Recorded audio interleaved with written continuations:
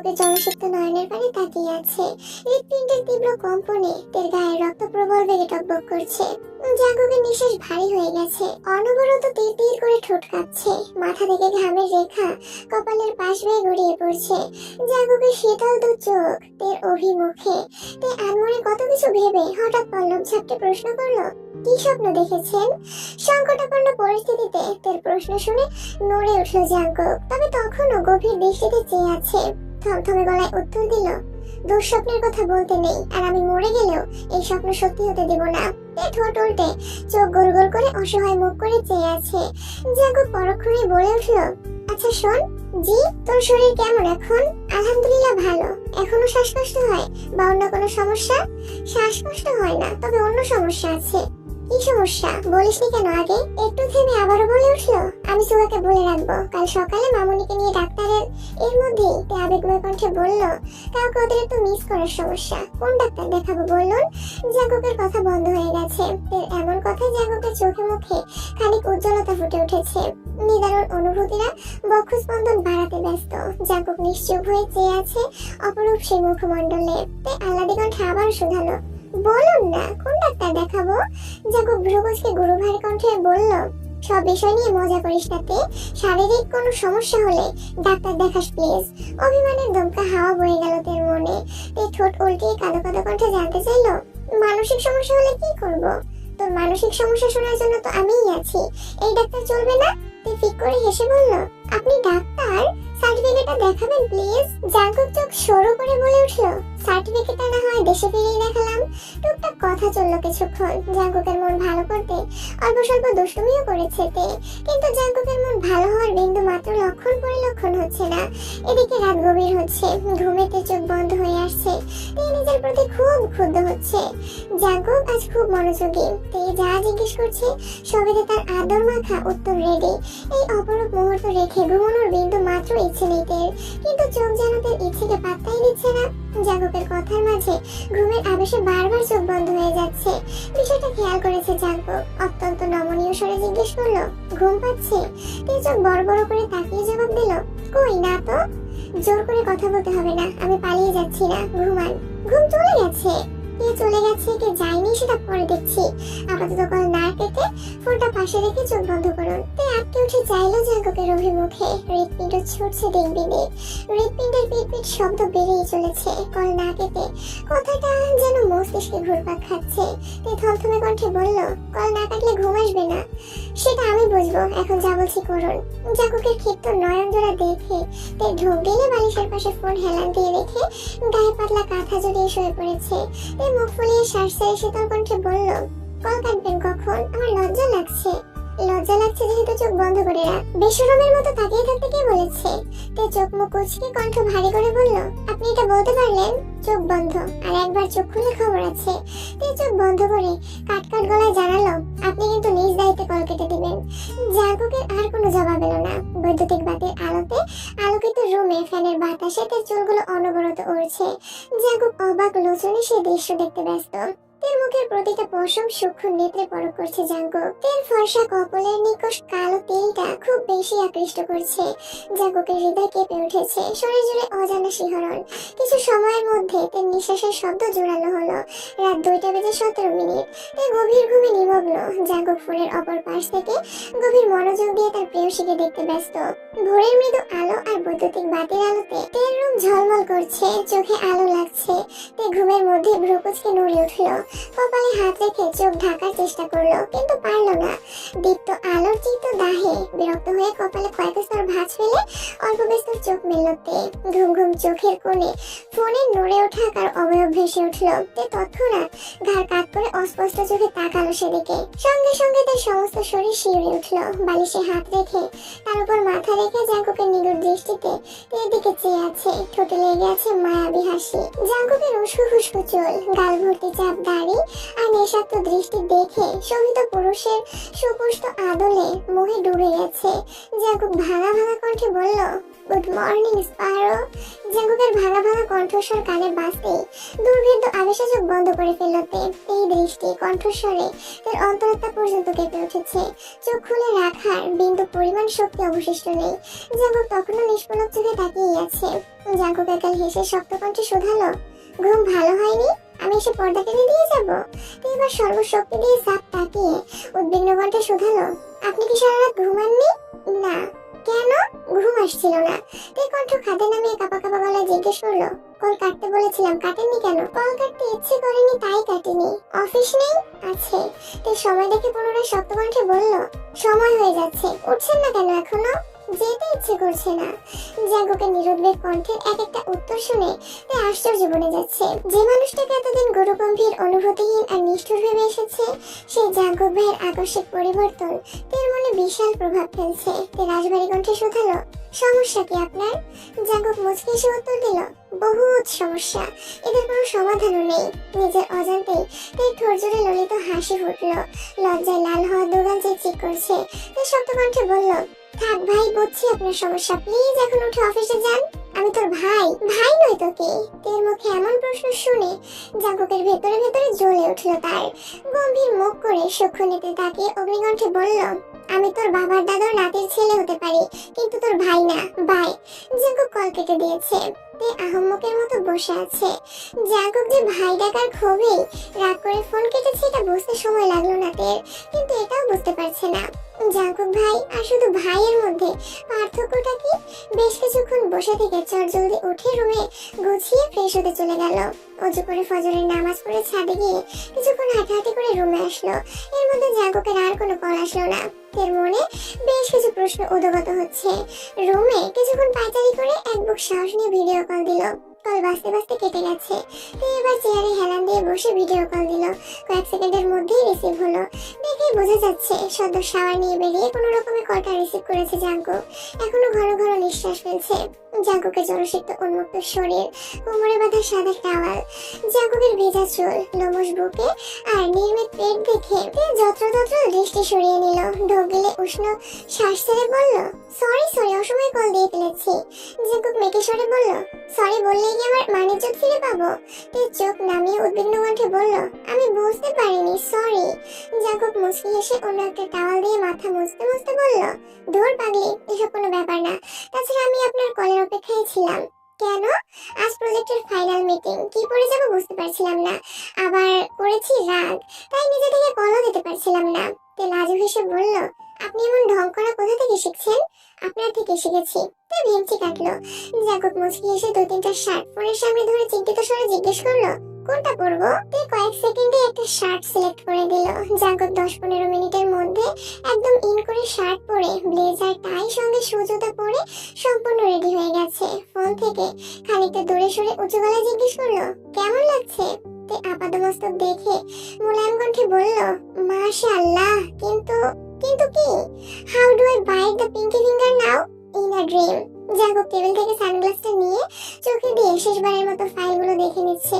এদিকে সানগ্লাস চোখে দেখায় তে গুনগুন করে গান গাইতে শুরু করলো, কালো সানগ্লাসটাই কেন এত সুখ, হে যুবক। জাঙ্কুক ফোন কাছে নিয়ে বলল, দৃষ্টিতে যেন সে রাসপুতিন, খুন হয়ে যাই আমি প্রতিদিন। এটা বলবেন না? তুই নিজের মাথায় গাঁটটা মেরে মুখ চেপে ধরেছে। জাঙ্কুক জিভ দিয়ে ঠোঁট ভিজিয়ে মলিন হেসে বলল, শুনলাম আপনি নাকি ইদানিং খুব বেশি গান গাইতেছেন। কই, আমাকে তো শোনালেন না। আপনার অফিস কখন? যান না কেন? যাবই তো, আগে কথা শেষ করি। আপনার সাথে আর কোনো কথা নেই। গুরুত্বপূর্ণ মিটিং থাকা সত্ত্বেও সারা রাত নির্ঘুম কাটিয়েছেন, এখন আবার ঢং করছেন। এদিকে আব্বু শুধু আমার ভাইয়ের দোষই দেখে, আপনার দোষ দেখেই না। আপনি যে সারা রাত ঘুমাননি, এটা কি ঠিক করেছেন? এর প্রভাব মিটিং এ পড়বে না? জি না ম্যাম, বরং আজকের মিটিং বেস্ট হবে। আপনি শুধু দোয়া করবেন, মিটিং শেষ করেই কল দিব, ঠিক আছে? ফি আমানিল্লাহ, best of luck. Thank you. বিকেলের দিকে জাঙ্কুকের সাথে কথা হয়েছে। আজকের মিটিং ঠিকঠাক মতো শেষ হয়েছে। এক সপ্তাহের মধ্যে প্রজেক্ট কমপ্লিট হয়ে যাবে। সোবিন আর নামজুন জাঙ্কুককে বাসায় ফিরতে বলছেন, কিন্তু জাঙ্কুক বলেছে আরো 2 মাসের মতো সময় লাগবে, কারণ জিজ্ঞেস করায় বিস্তারিত কিছুই বলেনি। এদিকে তেও বেশ উদ্বিগ্ন। জিমিনের সাথে আগে থেকে প্ল্যান করা ছিল আজ বিকেলে মেলায় যাবে। জিমিন রেডি হয়ে বিকেলের দিকে বেরিয়েছে ঠিকই, কিন্তু তে জাঙ্কুকের উপর অভিমান করে ফোন বন্ধ করে ঘুমিয়ে পড়েছে। জিমিন বেশ কয়েকবার কল দিয়েছে, বন্ধ পেয়ে একা একাই হাঁটছে। অন্য সময় হলে তাকে বাসা থেকে নিয়ে আসতো, কিন্তু ইদানিং তেদের বাসায় যাওয়ার কথা মাথায় আসলেই লজ্জায় আড়ষ্ট হয়ে যায়। ঘন্টাখানেক পর সুগার কল আসছে। অসময়ে সুগার কল দেখে জিমিন খানিকটা অবাক হয়ে আশেপাশে তাকালো। কোথাও পরিচিত কাউকে নজরে পড়ছে না। ভয়ে ভয়ে কল রিসিভ করলো। সুগার স্বাভাবিক কণ্ঠে বলল, একা একা ঘুরছো কেন? আপনার বোন আমাকে বাসা থেকে বের করে এখন ফোন বন্ধ করে ফেলেছে। তুমি আমাকে কল দিতে পারতে না? এত ইমার্জেন্সি ছিল না, তাই দেইনি। কোথায় আছো বলো, আমি আসছি। আপনার আসতে হবে না। বলো। জিমিন জায়গার নাম বলতেই সুগা বলল, আমি কাছেই আছি, 10 মিনিট অপেক্ষা করো। 8 থেকে 10 মিনিটের মধ্যেই সুগা বাইক সমেত হাজির হলো। জিমিন সুগাকে দেখে আস্তে করে বলল, আপনার আসার কোনো দরকার ছিল না, আমি এমনি চলে যেতাম। রেগে আছো? না, বনু ঘুমোচ্ছে। তুমি বাসায় গেলে না কেন? আর নয়তো আমাকে আগে কল দিতে, আমি বনুকে নিয়ে আসতাম। আমি বাহিরে আছি, এটা আপনাকে কে বলেছে? বনু কল দিয়েছিল, বলেছে ওর বের হওয়ার মুড নেই, তোমাকে যেন মেলায় নিয়ে যাই। জিমিন কপাল গুটিয়ে ধীর কণ্ঠে বলল, আমি মেলায় যাব না। মনে মনে তেকে বেশ কিছুক্ষণ বকে নিল। সুগা সবসময়ের মতো গম্ভীর কণ্ঠে বলল, বনুর কথা অমান্য করলে বাসায় তুলকালাম কাণ্ড করে ফেলবে। এমনিতেই বাসায় আমাকে কেউ সহ্য করতে পারে না। এই অবস্থায় বনুকে রাগালে আমায় নিশ্চিত বাসা থেকে বের করে দেবে। জিমিন কিচ্ছু বলল না, চুপচাপ দাঁড়িয়ে পশ্চিম আকাশের পানে তাকিয়ে আছে। সূর্য আপন গতিতে নিজ গন্তব্যে ছুটছে। আজকের আকাশ অন্যান্য দিনের থেকে অনেক বেশি সুন্দর। সুগা জিমিনের দিকে তাকিয়ে মৃদুস্বরে বলল, যাবে না?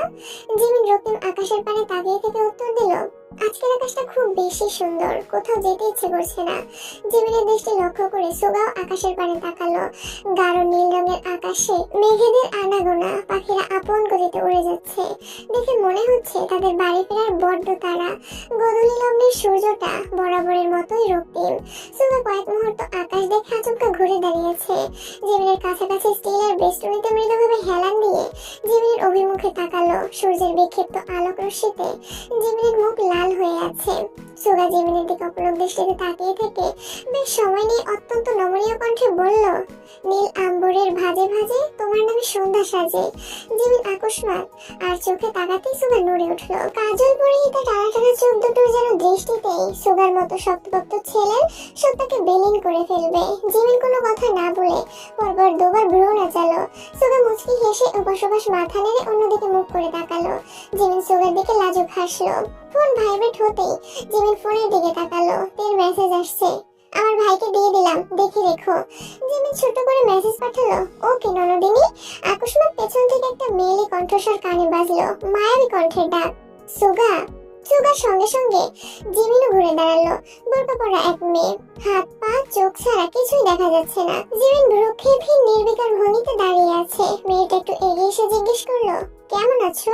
সুগা কপালে কয়েক স্তর ভাঁজ ফেলে জিমিনকে এক পলক দেখে ভারী কণ্ঠে প্রশ্ন করলো, কে আপনি? আমাকে চিনতে পারছো না?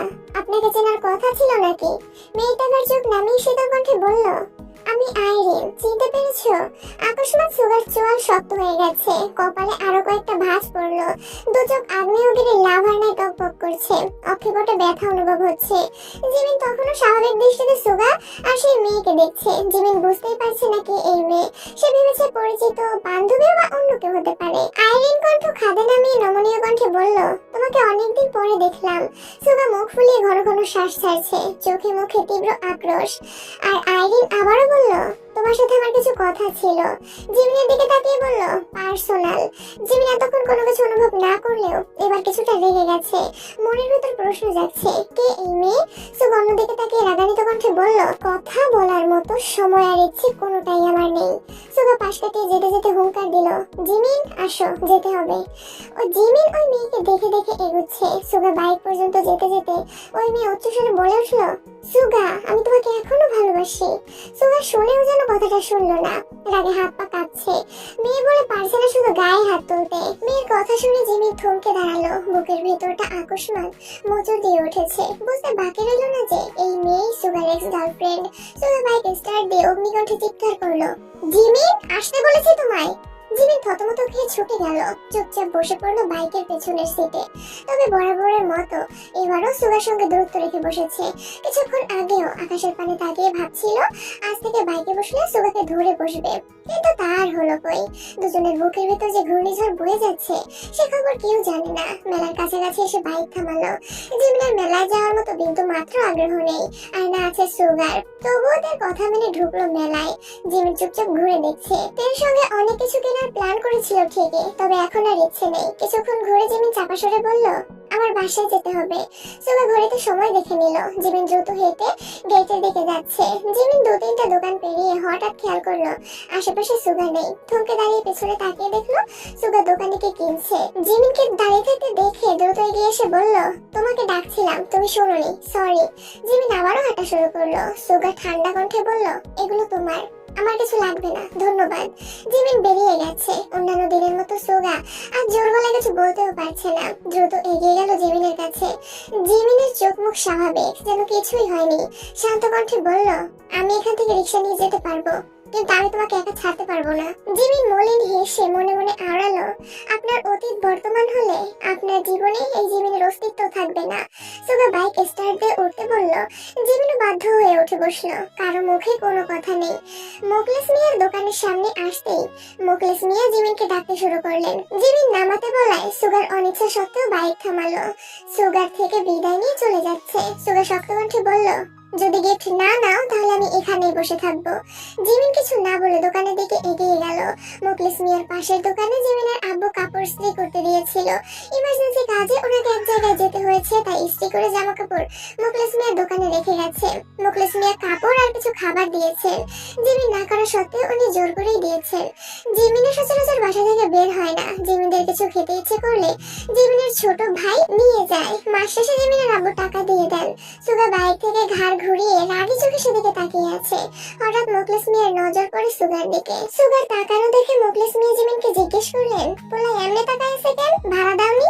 জিমিন কিছু বলার আগেই মোকলেস মিয়া দোকান থেকে বের হতে হতে উচ্চস্বরে শুধালো, এই ছেলে তোমার ভাড়া কত? আমি ভাড়া দিয়ে দিচ্ছি, তবুও আমার বউয়ের দিকে এভাবে তাকাই থাকো না। সুগার মেজাজ চরম মাত্রায় খারাপ হয়ে গেছে। রাগে দাঁত কটমট করছে, দু চোখ লাল হয়ে গেছে। জিমিন দ্রুত বেরিয়ে যেতে যেতে বলল, দাদা আমি কথা বলছি। জিমিন সুগার কাছে গিয়ে বিড়বিড় করে বলল, এখানে ভাবে দাঁড়িয়েছেন কেন, বাসায় যান প্লিজ। তুমি গিফট না নিলে আমি এক পাও নড়বো না। জিমিন আস্তে করে কপাল চাপড়ালো। এর ভাই বলে কথা, সে তো তের মতোই জেদি হবে, এটা জিমিন ভুলে গেছিল। ভেবেই রাগ লাগলো। মুকলেস মিয়া দোকান থেকে ডাকলেন, সমস্যা কোনো? না দাদা। জিমিন সুগার হাত থেকে গিফটের ব্যাগটা নিয়ে গম্ভীর কণ্ঠে বলল, এবার এখান থেকে যান প্লিজ, আপু দেখলে সমস্যা হবে। সুগা কথা না বাড়িয়ে মুকলেস মিয়ার দিকে তাকিয়ে থাকতে থাকতে গলি থেকে বেরিয়ে চলে গেছে। এদিকে তে জাঙ্কুকের উপর রাগ করে ফোন আর অনই করেনি। আম্মুর ফোন থেকে সুগাকে কল দিয়েছিল। সন্ধ্যার পর নিচে এসে নুডলসের পকোড়া বানাতে শুরু করলো। জেনি আর লিমিনও আগে থেকেই রেডি হয়ে বসে আছে। জাঙ্কুক বাসার সবার সঙ্গে কথা বলতে বলতে তের কথাও জিজ্ঞেস করলো। রোয়া রান্নাঘরে এসে তের দিকে ফোন ধরে একদম হেসে বললেন, সে এখন রেসিপি শিখতে ব্যস্ত, 8-10 পদের পকোড়া বানাতে শিখে ফেলেছে। জাঙ্কুক তের দিকে তাকিয়ে ঠোঁট কামড়ে হেসে বলল, পকোড়াতে লবণ দেয় তো? তে ফোঁস করে উঠলো। রোয়া তারপর রাগী স্বরে বলল, মেয়েটাকে কেন রাগাচ্ছ বলো তো? জাঙ্কুক শান্ত কণ্ঠে বলল, কেউ যদি বিজ্ঞ হয়েও অজ্ঞের মতো আচরণ করে তো আমি কি করব? রাখি। তাকিয়ে লবণের বিষয়ে আটকে থাকলেও জাঙ্কুকের কথার মিনিংটা ঠিকই বুঝেছে। তাড়াতাড়ি কাজ শেষ করেছে যেন রুমে গিয়ে জাঙ্কুকে কল দিতে পারে। এর মধ্যে সুগাও বাসায় আসছে, চোখ মুখ কালো হয়ে আছে। তেকে রান্নাঘরে দেখে শান্ত কণ্ঠে বলল, বলো এক কাপ কফি করে দিবি? আনছি। তাই কফি আর পকোড়া নিয়ে খুশিতে গদগদ হয়ে হাজির হলো। সুগার চোখ মুখ দেখে উদ্বিগ্ন কণ্ঠে জিজ্ঞেস করলো, কি হয়েছে ভাইয়া, কোনো সমস্যা? না। তাই ভয়ে বুক কাঁপছে তার। জিমিনের সাথে যদি ঝগড়া করে তাহলে কি হবে? তো শক্ত কণ্ঠে জিজ্ঞেস করলো, ভাইয়া বলো কি হয়েছে, জিমিন কোথায়? ওকে বাসার কাছে দিয়ে আসছি। তাহলে আর কি হয়েছে, তুমি এত রেগে আছো কেন?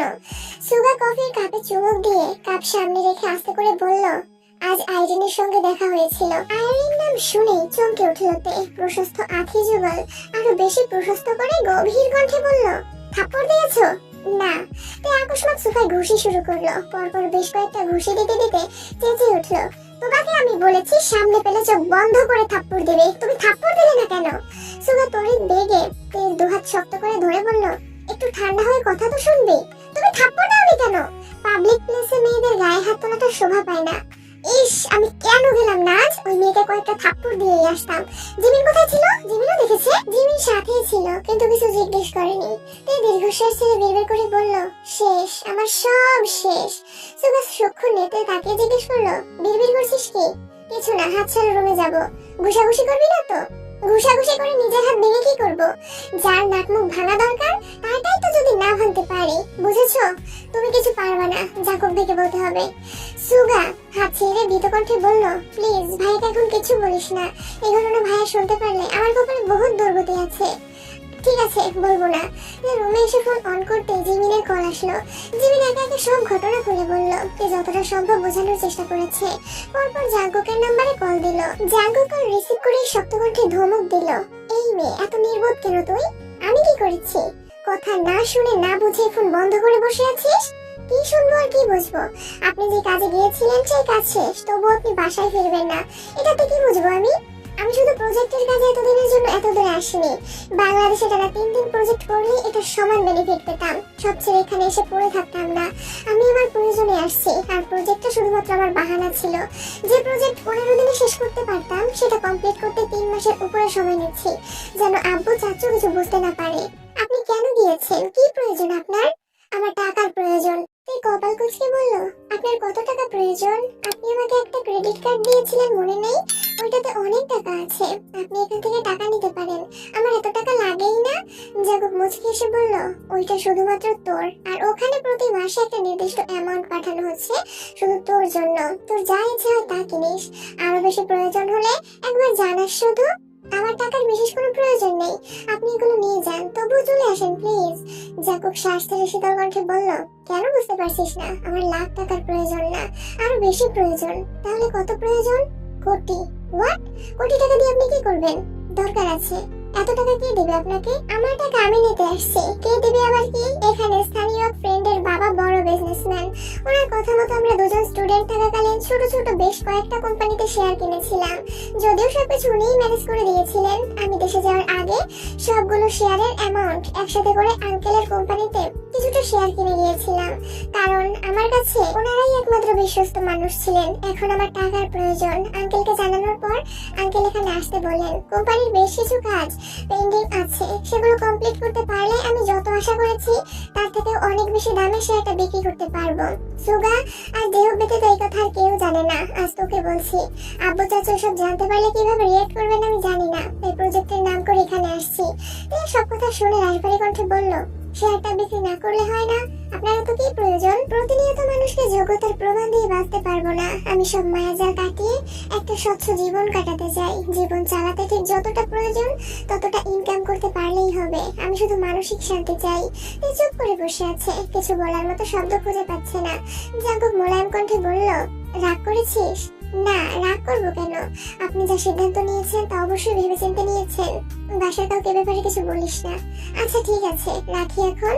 আচ্ছা, আজ সকাল থেকে টিম নামজুল ও সবিনের মতো মনোমালিন্য চলছে। সারাদিন খাওয়া নেই, যে যার রুমে শুয়ে আছেন। বাসার সবাই চেষ্টা করেও রাগ ভাঙাতে পারেনি। দুপুরের পরপর ফুপি, রোজ আপু সবাই মিলে ভাইয়েরা সবাই এসেছে। তবে আজ ইচ্ছে করে কাই আসেনি। প্রতিনিয়ত জেনের সাথে ঝগড়া করতে ভালো লাগে না তার। ফুপি প্রথমেই গেলেন সবিনের রুমে। সবিন বোনকে দেখে শোয়া থেকে উঠে বসে ভারী কণ্ঠে বলল, কেমন আছিস? কেমন থাকবো এই বয়সে এসে? তোমরা ভাইয়ে ভাইয়ে কোন দ্বন্দ্বে মেতেছ? আমি কি বলবো? ভাইজানের যা মন চায় তাই করছেন। কিছু বললে উনি রেগে যান, বোঝার চেষ্টা পর্যন্ত করেন না। জানিসই তো ওনার স্বভাব, যা বলবে তাই করবে। সমস্যা কি নিয়ে? সমস্যা তো অনেক কিছু নিয়ে। আমার ছেলেকে শাসন করলেও দোষ, না করলেও দোষ। মেয়েকে কিছু বললেও দোষ, না বললেও দোষ। আগে জাঙ্কুক অফিস সামলে নিত, তাই অফিসের বিষয়ে এত কথা আমায় শুনতে হতো না। এখন জাঙ্কুক নেই, কাজের একটু এদিক সেদিক হলেই রাগ। আমরা নাকি গুরুত্ব দেই না। উনি একা পরিশ্রম করে সবকিছু করেছেন। উনি যা বলবেন তাই হবে। আরো অনেক কিছু। ভাইজানকে কোনোভাবে সংসার ভাঙার কথা বোঝাতে চাচ্ছেন? এই কথা ভুলেও ভাইজানের সামনে বলিস না। আমি সেদিন রাগে বলে ফেলেছিলাম, তুমি বলে সংসার ভাগ করে ফেলি। বলেছি না মরেছি। আমার সাথে কথা তো বলেনি না, এমনকি এটাও বলেছেন আমার ছেলে আমার মেয়ে দুজনই ওনার। ছেলে মেয়ের ব্যাপারে কিছু বলার অধিকার পর্যন্ত আমার নেই। দেখুই না ভালো, তার এসব বিষয়ে কোনো চিন্তা ভাবনাই নেই। সুগা জাঙ্কু কি বলে? জাঙ্কুকের সঙ্গেও ঝামেলা? তেহি চিন্তিত স্বরে জিজ্ঞেস করলেন, জাঙ্কুকের সঙ্গে আবার কিসের ঝামেলা? প্রজেক্ট শেষ, তবুও জাঙ্কুক দেশে আসছে না। তাছাড়া সেদিন জাঙ্কুক আমার পক্ষে দুটো কথা বলেছিল, সেই রাগে জাঙ্কুকের সঙ্গে কথা বলেন না। এখন কি করণীয়? দেখ তুই মানাতে পারিস কিনা। তেহি সোবিনের রুম থেকে বেরিয়ে কিম নামজুনের রুমে গেলেন। রুমে ঢুকতেই কিম নামজুন গম্ভীর কণ্ঠে বললেন, তুইও কি তার পক্ষে কথা বলতে আসছিস? না ভাইজান, আমি আপনার মুখে শুনতে চাই ঘটনা কি। ঘটনা কিছুই না, সোবিনের অত্যাচার আর সহ্য হচ্ছে না। কেন ভাই, কি করেছেন? সুগার সাথে ওর কি শত্রুতা আমি জানি না, কথায় কথায় ছেলেকে বকাবকি করে। আমি কিছু বলতে গেলে আমার ছেলের সাথে তুলনা দেয়। আমার ছেলে প্রতিষ্ঠিত হয়ে গেছে, ওর ছেলে বেকার, কিছুই ঠিক মতো করতে পারে না। কোথায় আমি আমার ছেলে নিয়ে গর্ব করব, উল্টে সে গর্ব করে। সে সারাক্ষণ আমার পেছনে লেগে থাকে। এই যে ছেলে মেয়েগুলোর মধ্যে দ্বন্দ্ব লাগাচ্ছে, ওরা কি সারা জীবন একসাথে থাকতে পারবে? আমি এজন্য সেদিন রেগে বলেছিলাম, ওর মতো চিন্তা ভাবনা আমার থাকলে আমি একা এই সংসারটাকে এত দূর টানতে পারতাম না। এই সংসার আমার, এখানে আমার অধিকার সবচেয়ে বেশি। আমি যা বলবো তাই হবে। আমি বোঝাতে চেয়েছি ওর উল্টাপাল্টা আচরণগুলো যেন পরিবর্তন করে, অথচ সে বুঝেছে আমি সংসার ভাঙতে চাচ্ছি। এজন্য আমি বলেছি ও যদি চায় বাড়ি থেকে চলে যেতে পারে, কিন্তু সুগাতে আর ওদের মা আমাদের বাড়িতেই থাকবে। ওদের উপর বাবার অধিকার খাটাতে যেন না আসে। কিম নামজুনের কথা শুনে তেহি আনমনে হেসে উঠলেন। বোনের হাসি দেখে নামজুন ভারী কণ্ঠে বললেন, এভাবে হাসছিস কেন? আমি কি হাসির কথা বলেছি? তেহি হাসি থামিয়ে মৃদুস্বরে বললেন, তোমরা এখনো ছোটবেলার মতো অভিমান করো, এটা দেখেই হাসি পাচ্ছে।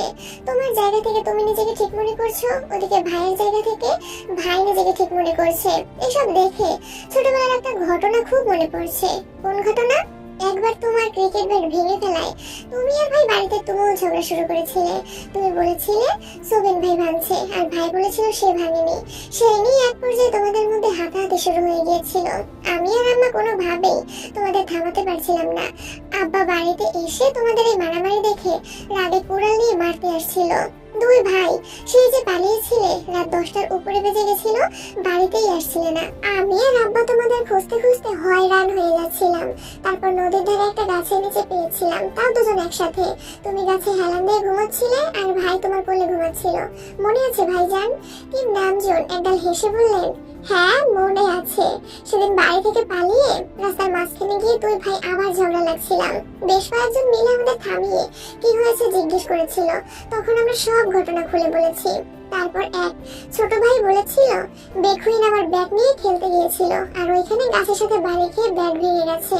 আমরা দুই ভাই তখন অসহায়ের মতো তাকিয়েছিলাম। সেদিন থেকে আজ পর্যন্ত আমি ওর গায়ে হাত দেইনি। আমি সোবিনকে অনেক ভালোবাসি, সে আমার ভাইয়ের থেকে বন্ধু বেশি। যখন গ্রাম ছেড়ে সবকিছু ছেড়ে শহরে আসছিলাম, তখন সোবিন ছাড়া আমার আর কেউ ছিল না। সে বন্ধুর মতো সব সময় আমার পাশে থেকে সাহস দিয়েছে। ওর সাথে আমার সম্পর্ক আজীবন এমনই থাকবে ইনশাআল্লাহ। কিন্তু ওর কিছু কিছু কাজ আমার সত্যিই খারাপ লাগে। আমি মানছি সুগা একটু বেখেয়ালি, ওর নিজের লক্ষ্য স্থির করে তারপরে কিছু করা উচিত। তাই বলে এটা না সারাক্ষণ উঠতে বসতে ছেলেকে এভাবে বকবে। তার থেকেও বড় কথা, সুগাকে বোঝানোর জন্য সুগার সামনে প্রতিনিয়ত জাঙ্কুকের প্রশংসা করাটা আমার পছন্দ নয়। সুগার বয়স কম, রক্তটা জেদি, সে একমাত্র জাঙ্কুকের কথা একটু একটু মানে। ওর মনে যদি একবার উল্টাপাল্টা কিছু ঢুকে যায়, তখন কি জাঙ্কুকের সাথে বন্ধুত্বপূর্ণ সম্পর্কটা থাকবে? উনি হেসে বললেন, সুগা আর জাঙ্কুকের সম্পর্ক তোমাদের থেকে অনেক বেশি স্ট্রং। ওরা এসব সামান্য বিষয়ে মাথা ঘামায় না। তারপরও আমি ভাইকে বলে দিব যেন সুগার সাথে বাজে ব্যবহার না করে। শুনলাম জাঙ্কুকের সাথে কথা বলছো না কেন? ও আবার কি করেছে? অনেক কিছুই করেছে, কয়টা শুনবে? আমার বাধ্য ছেলে অবাধ্য হয়ে গেছে, এটাই মূল কথা। তার কাজ শেষ, দেশে আসতে বলেছি, এখন আসতে পারবে না। রমজানের আগে থেকে বিয়ের কথা বলছি, কিন্তু সে বিয়েও করবে না। কি ভাবে কি করে একমাত্র সে আর তার আল্লাহই ভালো জানেন। আমার ছেলে আগে এমন ছিল না। এতগুলো বছর যাবত আমি যা বলেছি তাই করেছে। এমনকি জাঙ্কুকের কিছু লাগলে, কিছু চাওয়ার থাকলে দ্বিধাহীন ভাবে আমার কাছে চেয়েছে। ও যা বলেছে আমি তাতেই রাজি হয়েছি, সবকিছুতেই অনুমতি দিয়ে দিয়েছি। তাহলে এখন এত দূরত্ব কেন হচ্ছে? গত 3 বছরে কি এমন হলো যে আমার ছেলের মধ্যে এত পরিবর্তন চলে এসেছে? তেহি শ্বাস ছেড়ে উষ্ণ স্বরে বললেন, ছেলে বড় হচ্ছে, প্রতিনিয়ত মাথায় কত কত প্রেশার ঢুকছে, হয়তো আবেগের বশবর্তী হয়ে করা ভ্রান্তিগুলোর জন্য ভেতর ভেতরে পড়ছে, নিজেই নিজের বিবেকের সম্মুখীন হতে পারছে না। ভাইজান, এমনও হতে পারে জাঙ্কুক তোমাকে কিছু বলতে চাই, তুমি রাগারাগি না করে ওকে একটু সময় দিও, জাঙ্কুককে বোঝার চেষ্টা করো, ওকে বলতে চাই শোনো। নামজুন গুরুভার কণ্ঠে বলে উঠলেন, আমার এখন আর কিছু শোনার নেই। অনেকবার তার মতামত জানতে চেয়েছি, ও কি চায় না চায় সব জানতে চেয়েছি, কোনো সমস্যা কিনা তাও জানতে চেয়েছি, আমাকে কিছু বলতে চাই কিনা সেটাও জিজ্ঞেস করেছি, এমনকি তার মাকে দিয়েও জিজ্ঞেস করিয়েছি। কিন্তু জাঙ্কুক প্রতিবার আমার কথা এড়িয়ে গেছে, ওর মাকে পর্যন্ত কিছু বলেনি। এখন ওর মনের কথা জানার আর কোনো আগ্রহ আমার নেই। কি নামজুন কাউকে কোনো ব্যাপারে এত সুযোগ দেন না, সে আমার ছেলে বলে আমি তাকে অনেক ছাড় দিয়েছি, কিন্তু আর সম্ভব না। এমন সময় সোবিন দরজায় দাঁড়িয়ে মোলায়েম কণ্ঠে বলল, ভাইজান আসবো? নামজুন সেদিকে তাকিয়ে ধীর কণ্ঠে বললেন, চলে যাচ্ছিস নাকি? আমি কোথাও যাচ্ছি না, খিদা লাগছে, খাবো তাই তোমাকে নিতে আসছি। আর হ্যাঁ, আমি সত্যি দুঃখিত ভাইজান, তোমাকে ওইভাবে কথাটা বলিনি, আমার মনে আসছিল তাই মুখ ফসকে বেরিয়ে গেছিল। খিদা লাগছে, খেতে যা, আমাকে বলার কি আছে? বলছি কারণ আজ দুপুরের রান্না স্পেশাল মানুষজন করেছেন, বোগামের বউ মোমো আর আমার মেয়ে তো আছেই, তোমাকে রেখে একা খেলে আবার 10টা কথা শোনাবা, তার থেকে বরং তুমিই চলো। কিম নামজুন হুঙ্কার দিয়ে উঠলেন, আমি যেতে পারি, তবে একটাই শর্তে, আজকে থেকে সুগাতে দুজনের ব্যাপারে তুই আর কোনো সিদ্ধান্ত নিতে পারবি না, আমি যা বলবো যেভাবে বলবো কোনো দ্বিমত ছাড়াই মেনে নিতে হবে। বল, রাজি? সোবিন আঙ্কেল হেসে বললেন, আমি রাজি, তোমার প্রতি আমার অগাধ আস্থা আছে, আমি ভুল করলেও আমার ভাই কখনো ভুল করতে পারে না। আর হ্যাঁ, আমি কিন্তু আমার চ্যালেঞ্জে জিতেই গেছি, তাই বাসা ছাড়ার প্রশ্নই আসে না। কিম নামজুর গম্ভীর কণ্ঠে বললেন, তুই জিতেছিস ঠিকই, তবে আমি হেরে যাইনি, কথাটা মাথায় রাখিস, এই বাড়িতে আমার কথাই শেষ কথা, এটা ভুলে যাস না। ঠিক আছে, তাড়াতাড়ি আসো। যা, আসছি। এই দীর্ঘ মনোযোগ দিয়ে দুই ভাইয়ের কথোপকথন শুনছিল। সোবিন বেরিয়ে যেতেই প্রশ্ন করলেন, ভাই হারজিতের কথা বলছিলে কেন? ওর তো সারা দিন কাজই এটা, আমার কোন কথা ঠিক হয়েছে কোনটা ঠিক হয়নি এসব নিয়েই তার গবেষণা। কদিন যাবত এক প্রজেক্ট নিয়ে লাগছে, আমি বলেছিলাম শেষ করতে পারবে না, এখন শেষ করে ফেলেছে, তাই জিতেছে বলে খুশি হচ্ছে, অথচ সেই প্রজেক্টও আমার ছেলেই হেল্প করেছে। এটা এখন বললে আবার রাগ করে বসে থাকবে, তার থেকে খুশি হচ্ছে হোক। তোর আসছিস অনেকক্ষণ হয়েছে, চল খেতে যাই। তেহি বসা থেকে উঠতে উঠতে বললেন, ভাইজান জাঙ্কুকের সাথে একটু কথা বলিয়েন। আচ্ছা। ইদানিং জিমিনের মন ভীষণ খারাপ, সুগার ফোন রিসিভ করে না বেশ কিছুদিন হলো। সুগা প্রায় জিমিনদের বাসার দিকে আসে, দু একদিন মুকেশ মিয়ার সাথে দেখা হয়েছে ঠিকই, কিন্তু জিমিনের সাথে একদিনও দেখা হয়নি। সুগার ঘন ঘন যাতায়াত মুকেশ মিয়া ভালোই পর্যবেক্ষণ করেছেন। আজ বিকেলে মুকেশ মিয়া জোরপূর্বক সুগাকে বাইক থামাতে বললেন। সুগাও এক প্রকার বাধ্য হয়ে বাইক থামায়। সুগাকে নিয়ে কাছে এক চায়ের দোকানে বসে জিজ্ঞেস করলেন, ওই পোলা, তুমি কি আমার বউরে পছন্দ করো? আচমকা মুকেশ মিয়ার এমন প্রশ্নে সুগা কিছুটা ইতস্তত বোধ করে, দৃষ্টি মাটিতে নামিয়ে দীর্ঘশ্বাস ছাড়লো। মুকেশ মিয়া আবারও বলল, দেখো ভাই, বয়স আমার কম হইছে না, চোখ দেখে মানুষের মনের কথা বুঝবার পারি। সেদিন জীবনের সাথে তোমার দেখাই সন্দেহ হয়েছিল, আর ইদানিং তোমার এই গলিতে আসা যাওয়ার নিশ্চিত হয়ে গেলাম। সুগা এখনো চুপ করে বসে আছে, বলার মতো কিছুই নেই তার। মুকেশ মিয়া সুগার কাঁধে হাত রেখে শান্ত স্বরে বললেন, পছন্দ হলো ভালো কথা, কিন্তু শুধু বাইক চালাইয়ে কি ঢাকা শহরে বউ পালতে পারবা? আর জিমিনের আব্বা কিন্তু মোটরসাইকেলের ড্রাইভারের কাছে মাইয়া বিয়ে দিত না। সময় থাকতে ভাবো, আর নাইলে আমার বউরে ভুলে যাও। ভুলে যাওয়া শব্দটা যেন সুগার মস্তিষ্কে গুরুতরভাবে আঘাত করেছে। সুগার কাঁধ থেকে হাত সরিয়ে বসা থেকে উঠে শক্ত হাতে চায়ের কাপ রাখতে রাখতে হুঙ্কার দিল, ভুলে যেতে পারবো না, প্রয়োজনে আপনার এই জিমিন বউকে ভাগাইয়ে নিয়ে যাব, যেতে না চাইলে কিডন্যাপ করে নিয়ে যাব, তবুও ভুলতে পারবো না। আর আপনি যদি উল্টাপাল্টা কথা বলেন তাহলে আপনাকেও কিডন্যাপ করে পঞ্চগড় পাঠিয়ে দিব, ওখানে 3 নাম্বার বিয়ে করে সংসার করিলেন। সুগার রাগে কটমট করতে করতে বাইকে উঠে গেছে। মুকেশ মিয়া হাসতে হাসতে বললেন, সাব্বাস, বেটার তেজ আছে ভালো। আজ ভার্সিটির ক্লাস একটু তাড়াতাড়ি শেষ হয়েছে, তাই সবাই একসঙ্গে ঘুরতে বেরিয়েছে। ড্রাইভারকে আগেই জানিয়ে দিয়েছে, পার্কে বসে সবাই আড্ডা দিচ্ছে। সোহান বলে উঠলো, সবাই শোন, তে আর জিমিনকে ডাকতে গেলে আমাদের বেশ কিছু সমস্যা পড়তে হয়। প্রথমত, স্যার ম্যামদের সামনে ভাবি বলে ফেললে 10টা প্রশ্ন করে, শুধু শুধু বকাও খেতে হয়। তাই সিদ্ধান্ত নিয়ে এখন থেকে ভাবি ডাকবো না। যেহেতু কিংবাড়ির বড় ছেলে জাঙ্কুক ভাইয়া, তাই স্বাভাবিকভাবে তে হবে সেই বাড়ির বড় বউ, আর জিমিন হবে মেজে বউ। আর তাই আমরা আমরা এখন থেকে সেই অনুসারে ডাকবো। তেকে ডাকবো V1 মানে ভাবি 1, আর জিমিনকে ডাকবো ভাবি 2 মানে V2, ঠিক আছে? বইয়মরা সঙ্গে সঙ্গে বলে উঠলো, একদম ঠিক আছে। এর মুখে হাসি থাকলেও জিমিন মুখ ফুলিয়ে রাগী স্বরে বলল, আমাকে ভাবি V2 V3 কিছুই ডাকতে হবে না। কি হয়েছে বেবি, এখনো রেগে আছো? না, কিন্তু ভাবি ডাক শোনার ইচ্ছে নেই। তে নাকামি স্বরে বলল, না এ হতে পারে না। আমার হৃৎপিণ্ড চিরে ছোট ছোট অনুভূতি একত্রিত করে তোমাকে ভাবি বানানোর জন্য প্রপোজ করলাম, আর তুমি এখন এসে নাটক করছো ভাবি ডাক শোনার ইচ্ছে নেই। তার ছিঁড়া মার্কার কথা বললে সত্যি সত্যি বুড়িগঙ্গায় ফেলে দিয়ে যাব, আর ভাইয়াকে গিয়ে বলবো তোর এই জীবন ভালো লাগে না, তুই নিজের জীবনের প্রতি অতিষ্ঠ হয়ে বুড়িগঙ্গায় ঝাঁপ দিয়েছিস। তখন কেমন হবে? জিমিন মলিন হেসে বলল, ভালোই হবে, তোর থেকে বেশি তোর ভাই খুশি হবে।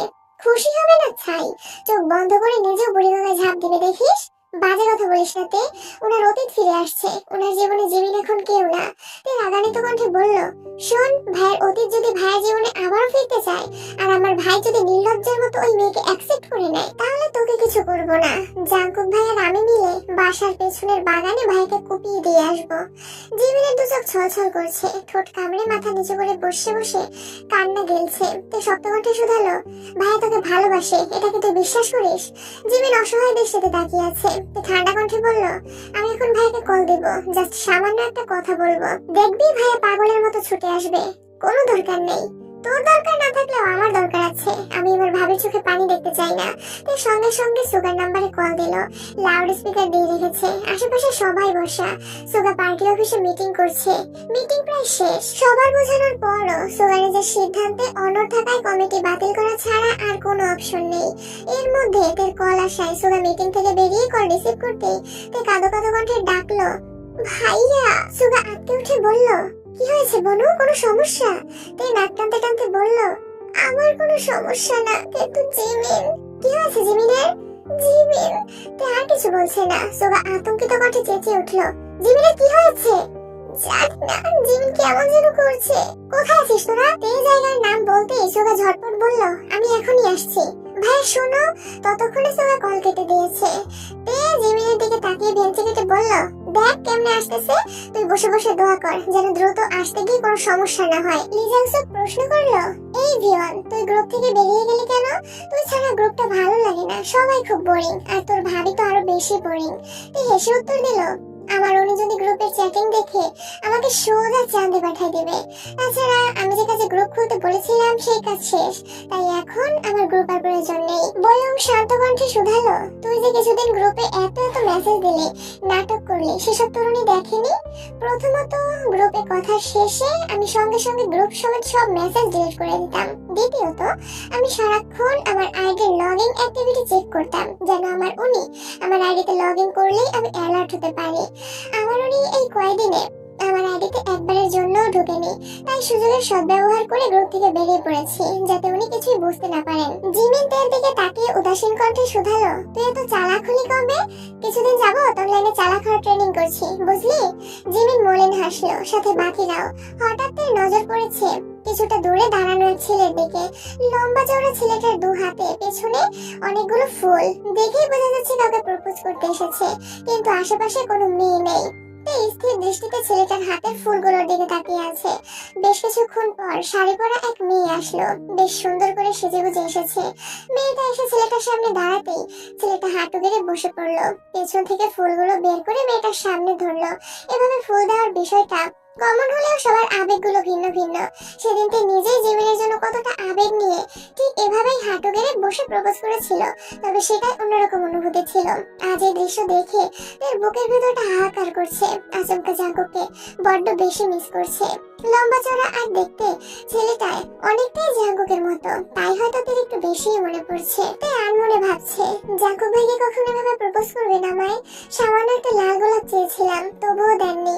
ওনার কাছে ফুল সমেত প্রপোজ আশা করা বড্ড বেমানান। জিমিন ডাকতেই তার হুঁশ ফিরলো। কোনো কথা না বলে ফেসবুকে ঢুকে পোস্ট করলো, 7 সাগর আর 13 নদী পার হয়ে তুমি আসতে যদি, রূপকথার রাজকুমার হয়ে আমায় তুমি ভালোবাসতে যদি। পোস্ট আপলোড হওয়া মাত্রই সুগা উপস্থিত হলো। দ্রুত এগিয়ে আতঙ্কিত কণ্ঠে শুধালো, কি হয়েছে তোমার? জিমিন থতমত খেয়ে সুগার দিকে তাকালো। জিমিন একদম স্বাভাবিক, চোখে মুখে অসুস্থতার রেশ মাত্র নেই। জিমিন কি বলবে এটাই বুঝতে পারছে না। সুগা একের পর এক প্রশ্ন করেই যাচ্ছে। জিমিন শুধু থেকে দেখছে, কিন্তু তার মনে যে দুঃখের রাজ্য। মন খারাপের পাহাড় সরিয়ে গলা খাকারি দিয়ে আস্তে করে বলল, তেমন কিছু হয়নি ভাইয়া, বড়ই খেতে গিয়ে বড়ইয়ের একটা বীজই গিলে ফেলেছিল। যদি পেটে গাছ হয়ে যায় এই আতঙ্কে জিমিন সহ আমরা সবাই ভয় পাচ্ছিলাম। তারপরে কান্টি বলেছে কোনো সমস্যা হবে না। সুগা হাতের উল্টো পিঠ দিয়ে নিজের চোখ মুখ মুছে আকাশের পানে তাকিয়ে দীর্ঘ নিঃশ্বাস ছেড়ে অত্যন্ত নমনীয় কণ্ঠে প্রশ্ন করলো, এটাই সত্যি ঘটনা নাকি অন্য কোনো কারণ আছে যা এখন বলছিস না? তে ঘন ঘন এপাশ ওপাশ মাথা নেড়ে বলল, আর কোনো কারণ নেই। তে একটু থেমে আবার বলল, আসলে জিমিনের কয়েকটা বই কেনার দরকার ছিল, কিন্তু আমাদের কারোর সাথে যেতে ইচ্ছে করছে না। তুমি যেহেতু চলেই আসছো, জিমিনকে নিয়ে যাবা প্লিজ। জিমিন অগ্নি চোখে তার দিকে তাকিয়ে আছে, কারণ সুগার সঙ্গে একা কোথাও যাওয়ার বিন্দু মাত্র আগ্রহ জিমিনের নেই। আইরিনকে দেখার পর থেকে জিমিন আতঙ্কে কয়েক গুণ বেড়ে গেছে তার। রাত বেড়েতে ঘুম ভেঙে যায়, ঘন্টার পর ঘন্টা বারান্দায় দাঁড়িয়ে থাকে। প্রায় রাতেই আপু সজাগ হয়ে জিমিনকে ডেকে নিয়ে ঘুম পাড়ায়। সুগার কল রিসিভ করে না। বেশ কিছুদিন ক্লাসে পর্যন্ত আসেনি। সুগার রাজবাড়ি কণ্ঠে শোধালো, তুই কিভাবে যাবি? বয়ং ওর ফুপির বাসায় যাবে, ওনাদের বাসা আমাদের বাসার এদিকে। আমি বয়ংয়ের সাথে চলে যাব। ঠিক আছে, সাবধানে যাস। আচ্ছা, তুমি জিমিনকে নিয়ে যাও, আর হ্যাঁ, জিমিনকে মুকলেশ দুলা ভাইয়ের দোকান পর্যন্ত দিয়ে এসো। সুগা নির্বাক চোখে তেকে দেখে নিল। তে ঠোঁট জোরে হাসি ঝিলিক খেলে গেল।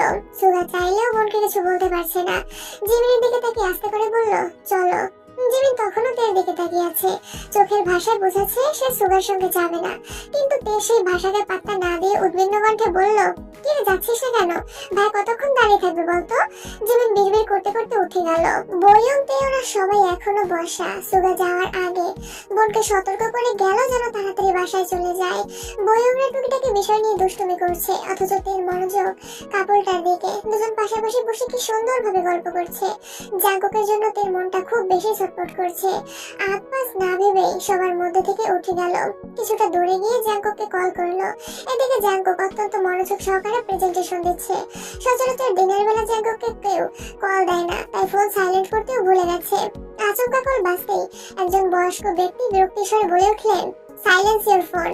জাঙ্কুক তড়িৎ বেগে ফোন সাইলেন্ট করতে টেবিলের কাছে এগিয়ে আসলো। ফোনের স্ক্রিনে নজর পড়তেই থমকালো। অসময়ে তের কল দেখে ভিতরটা কেঁপে উঠলো। উপস্থিত সবার দিকে এক পলক তাকিয়ে বলল, I am sorry, I can't cut this call, excuse me.